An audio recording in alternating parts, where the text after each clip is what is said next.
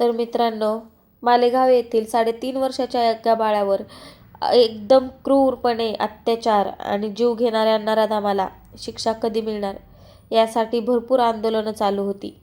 त्याचबरोबर आंदोलनादरम्यान या बाळाच्या वडिलांची प्रकृती अचानक बिघडली आणि त्यामुळे त्यांना दवाखान्यात हलवण्यात आलेलं आहे.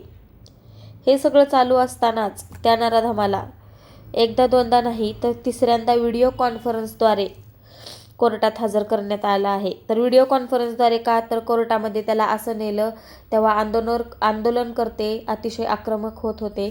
त्याच्यामुळे व्हिडिओ कॉन्फरन्सद्वारे पोलिसांच्या समोर कोर्टात त्याला हजर करण्यात आलं आहे आणि त्या नराधमाला कठोर शिक्षा होणार आहे. पण काय आहे ती शिक्षा? त्या शिक्षेकडे सर्वांचंच लक्ष वेधलेलं आहे.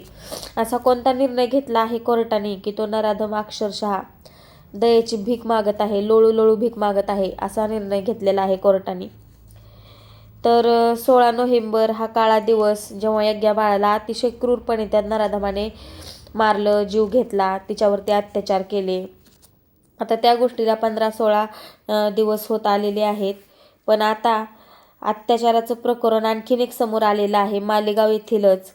तर एका 55 वर्षीय नराधमाने एका 13 वर्षीय मुलीवर अत्याचार केलेले आहेत.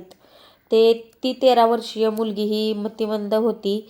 त्या 55 वर्षीय नराधमाला तातडीनं पोलिसांनी अटक केलेली आहे आणि त्यालाही एकदम कठोर शिक्षा मिळण्यासाठी तातडीने त्याच्यावरती कारवाई चालू आहे.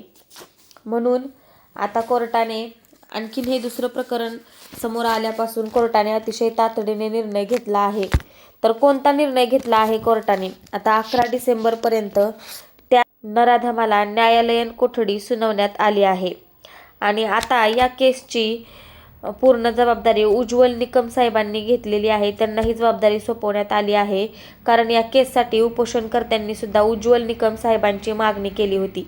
त्यामुळे सुद्धा आता या केसला गती मिळालेली आहे आणि लवकरात लवकर नराधमाला कठोर शिक्षा होणार आहे असं कोर्टानं जाहीर केलेलं आहे.